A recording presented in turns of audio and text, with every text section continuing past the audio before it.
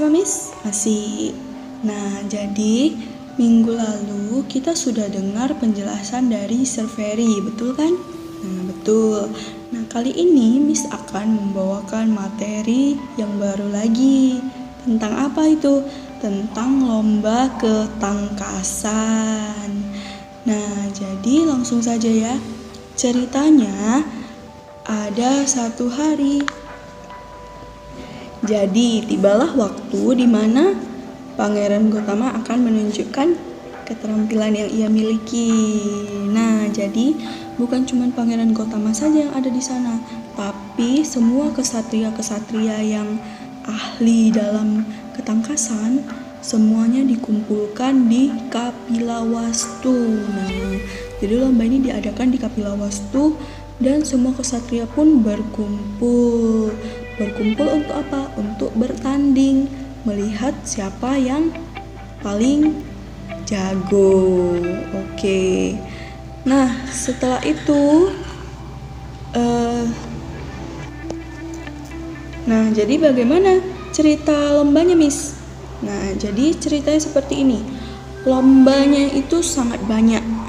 Lombanya itu bukan hanya lomba bela diri, bukan cuma lomba memanah, banyak sekali. Ada lomba balapan, ada lomba menaklukkan kuda, nah dan lomba-lomba yang lain. Jadi lomba pertama yang dijalankan, yang dilombakan oleh Pangeran Gotama dan kesatria-kesatria yang lain adalah lomba apa? Ayo, ada yang tahu nggak lomba apa? Nah, lomba pertama adalah lomba bela diri. Di lomba bela diri, kira-kira Pangeran Gotama menang atau kalah? Nah, jadi Pangeran Gotama itu menang. Nah, di lomba pertama Pangeran Gotama menang. Nah, sampai pada lomba-lomba berikutnya, Pangeran Gotama juga masih berhasil melewati segala lomba yang diadakan.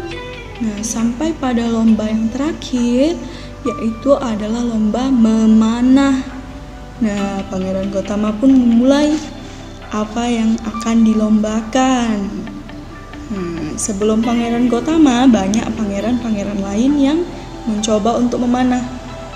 Dan yang dipanah ini adalah 7 pohon palem dan sebuah busur di belakang. Kok busur? Dan sebuah drum. Yang harus dipanah adalah sebuah drum, tapi memanahnya itu harus melewati 7 pohon palem. Jadi itu bayangkan, pohon palem yang begitu tebal batangnya itu harus bisa ditembus dengan sebuah panah dan tepat sasaran ke sebuah drum yang ada di bagian paling belakang pohon palem. Nah, jadi ini pohon 1, pohon 2, pohon 3, pohon 4, pohon 5, pohon 6, pohon 7. Nah, yang paling belakangnya itu adalah drum. Nah, jadi dari sini panah itu harus menyusuri drum ini, tapi harus melewati pohon-pohonnya. Nah, bayangkan sulit gak? Sulit ya kan? Nah, tapi Pangeran Gotama berhasil. Nah, jadi ceritanya itu ketika semua kesatria sudah melakukannya dan kesatria yang lain pun semuanya gagal, Pangeran Gotama berhasil dengan cara apa? Pangeran Gotama menggunakan busur kakeknya.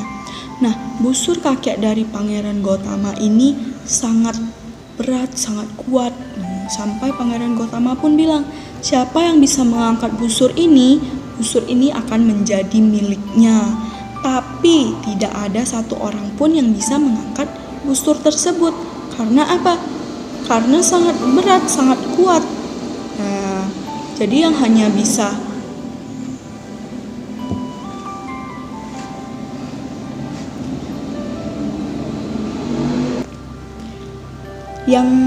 bisa mengangkat busur tersebut cuman Pangeran Gotama.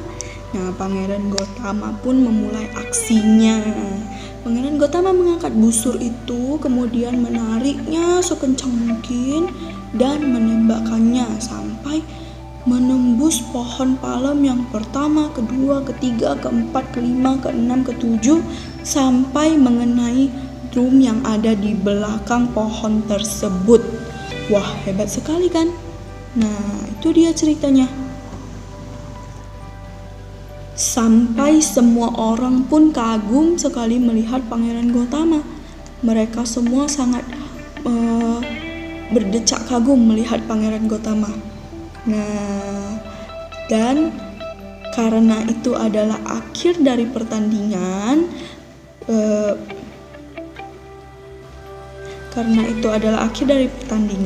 setelah melihat pertunjukan itu, orang tua dari Putri Yasodhara pun mulai setuju.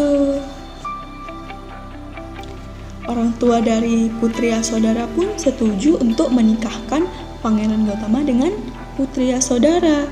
Nah, untuk pengenalan Putri Yasodhara itu siapa? Ada yang tahu nggak? Jadi Putri Yasodhara itu adalah anak dari Raja Supabuddha dan Ratu Amita. Nah, Putri Yasodhara ini juga sering dipanggil dengan sebutan Putri Bimba Dewi. Nah, itu cerita tentang Putri Yasodhara. Nah, kemudian ada satu lagi yang sangat spesial. Apa itu, Miss? Nah, yang paling spesial itu adalah sebenarnya Putri Yasodhara dan Pangeran Gotama itu adalah Putri Yasodhara dan Pangeran Siddhartha itu lahir di hari yang sama. Hari, bulan, tanggalnya sama. Nah, karena jadi memang sudah dijodohkan gitu kan. Nah, kemudian juga ada lagi yang spesial. Nah, pernikahan mereka ini bukanlah pernikahan mereka yang pertama. Bukan berarti sudah pernah menikah loh. Bukanlah pernikahan mereka ini sudah yang kesekian kalinya, sudah tidak bisa dihitung lagi. Nah, jadi mereka ini menikahnya itu sudah berkali-kali, tapi di kehidupan yang lampau, bukan di kehidupan yang saat ini saja.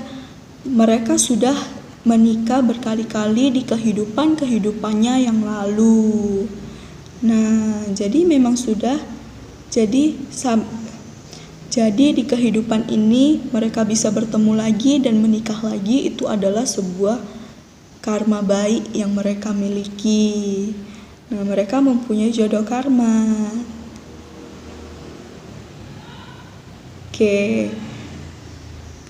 Oke, nah jadi itu dulu cerita yang Miss sampaikan. Kalau mau tahu kelanjutannya, kita lanjut lagi di minggu depan. Itu dulu cerita yang Miss sampaikan. Kalau mau tahu kelanjutannya bagaimana, kita sambung lagi di minggu depan, oke? Nah, tadi kita sudah menjelaskan penjelasan yang menarik dari Miss Intan.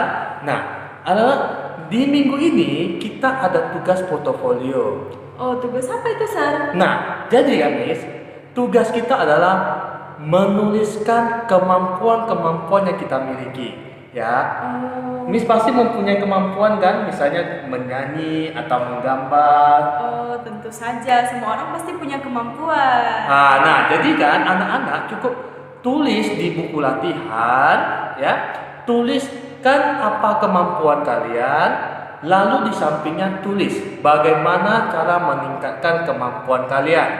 Ya, seperti Pangeran Gotama kemampuannya memanah. Ya, cara meningkatkannya adalah dengan cara belajar dari burung memanah. Nah, misalnya, Miss, kemampuan Miss apa yang Miss miliki? Nah, kalau Miss sendiri kemampuannya mengajar. Nah, kalau mengajar biasanya Miss untuk mengasah kemampuan itu Miss lakukan apa sih? Tentu saja Miss harus belajar dan banyak membaca, baru Miss bisa mengajar ke anak-anak. Nah, seperti itu, kemampuan adalah menggambar. Nah, cara meningkatkan kemampuan adalah dengan belajar dari YouTube, ya, dari teman-teman, dan sering-sering menggambar. Nah, anak-anak di rumah coba tuliskan kemampuan kalian, apa kemampuan kalian, dan Apa yang kamu lakukan untuk mengasah kemampuan kalian? Ya, boleh lebih dari satu. Ya, makin banyak makin bagus. Nah, ya, kita belajar seperti Pangeran Gautama yang tidak lelah mengasah kemampuannya. Betul. Oke, ya, Miss ya? Oke, Sir. Oke. Nah, kerjakan di buku latihan dikumpulkan tanggal berapa, Miss? Tanggal 15. Iya, jadi buku latihannya dikumpulkan secara offline ke sekolah tanggal 15. Nah, sampai di sini video kali ini. Sampai jumpa di video selanjutnya. Namo Sangya Adi Buddha, Namo Buddhaya. Dadah. Selesai.